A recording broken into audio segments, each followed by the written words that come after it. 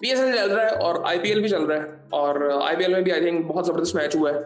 और पीएसएल का कह सकते हैं किसी हद तक वन साइडेड मैच ही था। और खैर मुल्तान सुल्तान ने टॉस जीता और बॉलिंग का फैसला किया, और मुझे बड़ी उम्मीद थी कि आज मुल्तान सुल्तान जीतेगी, क्योंकि इन्होंने पिछले मैच में भी अच्छा परफॉर्म किया था। वो एक्स्ट्रा ऑर्डिनरी चेज था कराची का। खैर इस्लामाबाद ने पहले बैटिंग की और साहिब जफर खान ने आज फिर 50 कर दिया, 53 रन बनाए उन्होंने 35 बॉलों में। दो छक्के लगाए, 7 चौके लगाए। एंड्री गोस जल्दी आउट हो गए थे, 9 रन बना के। उनके तीनों मैच ऐसे गए हैं, मुझे लगता है कि अब मैथ्यू शॉट को डाल देना चाहिए। मैं पहले बात कर चुका हूँ कि अगर हम ओवरऑल स्क्वाड्स देखें ना टीमों के, तो लाहौर और मुझे इस्लामाबाद थोड़ा हल्का लगता है कॉम्बिनेशन बनाते बनाते। अगर मैं देखूं, आज इन्होंने काफी चेंजेस भी किए थे, सलमान आगा नहीं आज खेल रहा था। बट इनके सबसे जो अच्छी बात है ना, इस वक्त आप ये देखें कि हमने जो कुछ मैचेस देखे हैं, सही टाइम पे सही प्लेयर, सही जो प्लेयर्स थे उन्होंने परफॉर्म ही नहीं किया। आप मुल्तान सुल्तान को देखें, आप कह सकते हैं पिशावर जल्मी को आप देखें, उनका भी इसी तरह से वन डाउन की टीम जिस तरह की है वो उनको खा जाना चाहिए टीमों को। सो आई थिंक ये कुछ चीजें ऐसी हैं। खैर फरहान ने 3 रन बनाया, आज भी अच्छी इनिंग थी उनकी भी। मुझे लगता है कि मैथ्यू शॉट को डाल देना चाहिए उसकी जगह, गोस की जगह पे। इनका बड़ा सिंपल सा चेंज है, उसको ट्राई करना चाहिए यार। मैं तो समझ रहा था कि उसको ना आप ट्राई करते साथ ही जब टूर्नामेंट शुरू होता है। वो एक साइडबन जो थी ना, इस्लामाबाद को हम जानते हैं इसी तरह से है कि वो क्रिकेट जिस तरह से वो खेलते हैं, वो सिर्फ अपनी अप्रोच की वजह से, मैं जो समझता हूँ कि अपनी अप्रोच की वजह से, और दूसरी जो उनका कोच है वो उसका बहुत जबरदस्त इनपुट है। आज मुझे एक चीज समझ नहीं आई कि एंड पे नसीम शाह आ गया था, वो नहीं आया, इमाद वसीम नहीं आया, पता नहीं क्यों। लेकिन आई थिंक जो कोच जो काम अच्छा कर रहा है ना, वो ये कर रहा है कि चीजों को बड़ा सिंपल रख रहा है, जिस चीज की ना जरूरत होती है। इवन ये वार्नर का एक इंटरव्यू भी हुआ था, फजूल से सवाल उससे दोबारा हुए थे जो मुझे समझ नहीं आती। ही सेड कि I am here to help. किस चीज की भाई, मुझे समझ नहीं आई। वो सवाल ही उससे इस तरह से होते हैं, सर आप तो आप इधर आ गए हैं, पता नहीं क्या ऐसे आंसर में बिठा लेते हैं। वो प्रेस कॉन्फ्रेंस में वो आया नहीं था, और वो भाई तू क्रिकेट खेलने आया है और वो मैच जितवा, बस दैट्स इट, इतना काम है इसका। इवन हर प्लेयर का ये काम है। डेरिल मिचेल को मैं देख रहा हूँ, वो पैशन उसका क्या नजर आ रहा है। ये अभी मैं अभी बात ही कर रहा था कल, और कल ये चीजें हो गई। एक इंटरव्यू इसका आया था, फिर मुझे याद आया कि ये तो प्रेस कॉन्फ्रेंस में भी नहीं आया था, हसन अली आया था। सो आई थिंक ये हद तक करें किस चीज में, वार्नर किस चीज में हमें हेल्प करेगा। उससे सवाल ही इस तरह के, मैं तो ये कहता हूँ कि सवाल अच्छे नहीं होते गोरों से। इतने घटिया सवाल, उस दिन रिजवान से घटिया सवाल, कल हसन अली से घटिया सवाल। इस सहाफियों को ना आई थिंक थोड़ी सी चीजें देखनी चाहिए। ये हम क्रिकेट की बात करते हैं, हमें हर इदारा अपना ठीक करना है जिसका ताल्लुक क्रिकेट से है। क्रिकेट ठीक ऐसी नहीं होगी कि तुम सारे ठीक हो जाओ और हम सवाल तुमसे ऐसे ही करेंगे। वो जिस तरह से रिजवान को आई थिंक वो बेइज्जत किया गया, मैं तो कहूँगा बेइज्जत किया गया, जिस तरह के सवाल उसे किए जाते हैं, इतना ज्यादा वो प्रेशर उसमें नजर आता है, वो होना ही नहीं चाहिए। इवन बाबर का आप किसी हद तक मैं समझता हूँ कि अवाम की तरफ से तो है, लेकिन मीडिया की तरफ से उस तरह से नहीं है। लेकिन रिजवान पे आई थिंक जिस तरह की बातें उस पर हुई हैं बहुत गलत है। खैर अभी यहाँ पे काफी बात मैं करना चाहता था, लेकिन देखते हैं, अगर वीडियो में लंबी नहीं करना चाहता आज। खैर शादाब आज ऊपर आया था, 14 रन उसने बनाए। आजम खान ने 4 रन बनाए। आजम खान को भी करना चाहिए परफॉर्म, अभी खैर फिलहाल 2-3 मैचेज ही हुए हैं। खैदर अली आज खेल रहे थे, 33 रन बनाए, अच्छी इनिंग थी उनकी भी। जेसन होल्डर, क्या इस बंदे का टूर्नामेंट जा रहा है आई थिंक। और आज टॉप विकेट टेकर्स भी हो गया, 4 आउट भी इसने कर दिए आज। नसीम शाह भी आया था, उसने भी 1 रन बनाया है, 2 रन बना दिए थे इन्होंने। फॉलो विकेट्स की अगर बात करें तो पहली 45 पे, दूसरी 80 पे, तीसरी 103 पे, फिर 128 पे, फिर 136 पे, और छठी 185 पे गिरती है। और डेविड विलियन ने 3 ओवरों में 21 रन देके 1 आउट किया। तो इसे चौथा ओवर क्यों नहीं करवाया गया, मुझे समझ नहीं आई। इनकी आज बॉलिंग, आज इनको 200 रन नहीं खाने चाहिए थे मुल्तान को, तो डेविड विली से आपने चौथा ओवर क्यों नहीं करवाया जब इसने अच्छी बॉलिंग की थी। ब्रेसवेल ने 3 ओवरों में 27 रन करवाए, मुझे समझ नहीं आई कि इससे 2-3 ओवर इसने करवा लिए थे। पहले ओवर में उसको मार पड़ी थी, नहीं करवाने चाहिए थे। वो ब्रेक एक बॉल हो गया था, उस चक्कर में 2-3 ओवर उसने करवा दिए। अब कह सकते हैं कि शायद तक ठीक भी था, बट आई थिंक वो 200 रन बहुत ज्यादा करवा दिए थे। उसके बाद उसामा मीर ने 4 ओवरों में 31 रन दिए, डिसेंट बॉलिंग है, 1 आउट भी किया। मोहम्मद हसनैन ने 2 ओवरों में 30 रन। हसनैन के बारे में बात हो रही थी कि बेहतर बॉलिंग करेगा, बट इसके भी कुछ इश्यूज हैं जो कि ठीक नहीं हो रहे। वो मेच्योरिटी इसमें नजर अभी भी नहीं आती, मुझे समझ नहीं आता क्यों। हालांकि अभी रिसेंटली इसका सुना था, ये भी इंग्लैंड में कहीं गया था, उसके बाद पाकिस्तान से भी खेला, बेहतर खेला था। बट आई थिंक ये मेच्योरिटी की अब जरूरत होती है कि आपका कंट्रोल बेहतर हो बॉलिंग पे। बट T20 में कुछ इतना कह नहीं सकते बॉलर्स के लिए, क्योंकि कुछ होता ही नहीं है बॉलर्स के लिए। उबैद शाह ने 4 ओवरों में 37 रन दिए, 1 आउट किया। क्रिस जॉर्डन ने 4 ओवरों में 41 रन दिए, 2 आउट किए। इसको मार तो पड़ी है, बट 2 आउट कर गया था, मार इसको पड़ी है अच्छी खासी। अच्छा यहाँ पे अगर मैं इनका स्कोर कार्ड देखता हूँ ना, तो मैं जब आईपीएल का देखता हूँ ना, तो फिर मुझे ये ठीक लगते हैं, क्योंकि उसमें जब 250-300 हुआ होता है ना, और फिर वो चेस भी हो रहा होता है, फिर मुझे लगता है कि यार ठीक है, आजकल की बॉलिंग ही ऐसे होती है। और खैर मुल्तान जब बैटिंग के लिए आता है तो मुल्तान को भी एक दो चेंजेस करने हैं। मुल्तान आई थिंक मेरे ख्याल से अभी अपनी ना बेहतर टीम नहीं खिला रहा, उनको ये चेंज एक दो करने पड़ेंगे। शेख को की जगह किसी और को खिलाना पड़ेगा। मुझे जो इनका टॉप ऑर्डर का मसला लगता है ना, एक गोरा यहाँ पे चाहिए, प्रॉपर गोरा चाहिए कि जो कि आके ना, इनका एक टर्नर इनमें है, यासिर खान बाहर बैठा हुआ है। अब देखे ना, ये कॉम्बिनेशन इनका ठीक नहीं है। पिछले साल उसने क्या बैटिंग की थी, यासिर खान ने बहुत जबरदस्त बैटिंग की थी। मेरे ख्याल से अगर आप टर्नर को बीच में लाते हैं, उस्मान खान को ऊपर लेके जाएं, क्योंकि शे होप मतलब वो उस तरह से इतना एक्सक्लूसिव नहीं है। रिजवान भी उसी तरह से खेलता है, छह होप भी उसी तरह से। फिर उस्मान खान आता है, उस्मान ने 31 रन बनाया, फिर वो आउट हो गया। वो भी कामरान गुलाम एक छक्का उसने बहुत जबरदस्त लगाया, अगली बॉल में आउट हो गया।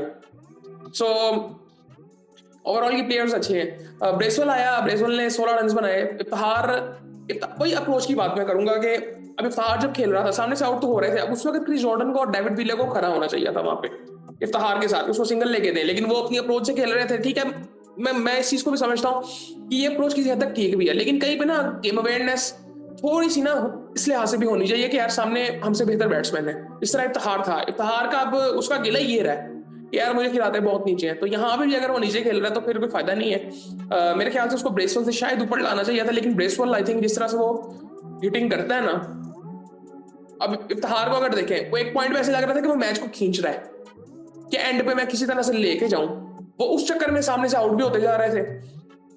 खैर इनको भी एक दो चेंजेस करने हैं मेरे ख्याल से। यासिर खान को डालना चाहिए। अब वो देखें, उसको डालेंगे तो उसको गोरे की जगह पे तो डाल नहीं सकते, गोरे की जगह पे गोरा आएगा।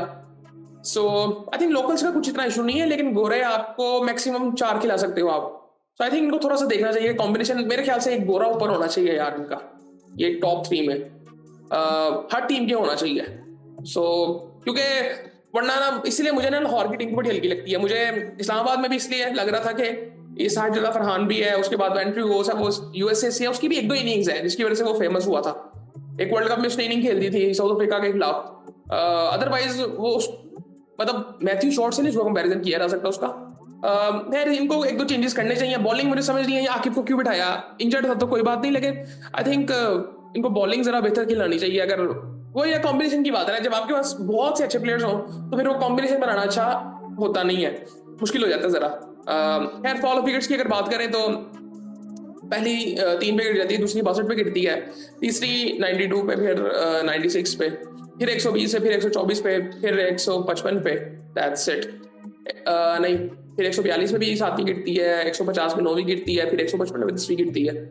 नसीम शाह की अगर बात करें तो 4 ओवरों में 34 रन, एक आउट किया। राइली मेरेडिथ ने 3 ओवरों में 35 रन दिए, एक आउट किया।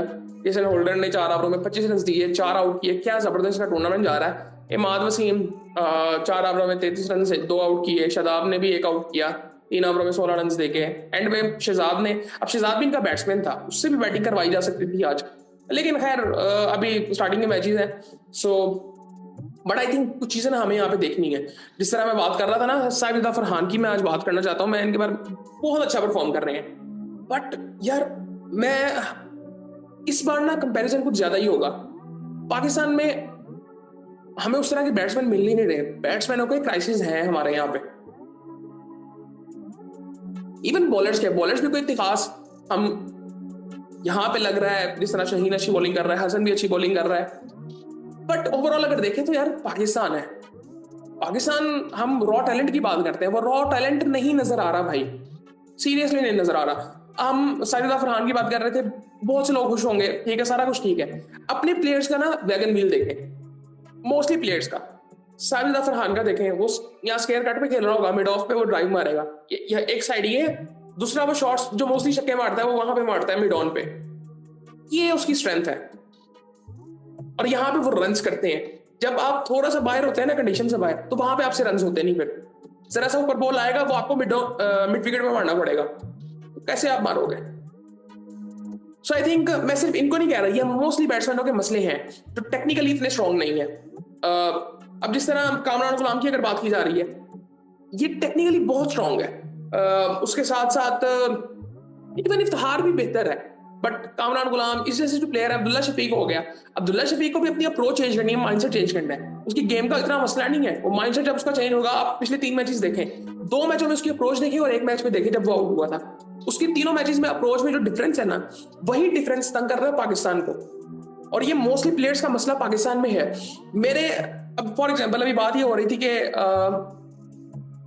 ऑनर्स बात ये कर रहे थे कि पाकिस्तान में तो मतलब आरटी में आप ये हो जाएंगे, आप इतने प्लेयर्स लाएंगे कहां से। उनके कहने का मतलब ये था कि वो रॉ टैलेंट भी नहीं है, जो कि अब नजर भी आ रहा है हमें। हम एक्सपोज हो रहे हैं अभी हमें ये चीजें नजर नहीं आ रही, क्योंकि 200 हमें नजर आ रहा है स्कोर कार्ड पे, ये 200 टीम कर रही है, सामने वाली टीम 135 कर रही है। पाकिस्तानी क्या कर रही है आप देखें, बैट्समैनों को आप देखें, डैरल मिचेल और फखर जमान में से हम अगर कोई भी कहेंगे यार तेज बैटिंग करनी है तो आप किसको भेजोगे, आप फखर जमान को भेजोगे। लेकिन डैरल मिचेल का स्ट्राइक रेट 181 का था, फखर का 176 का था।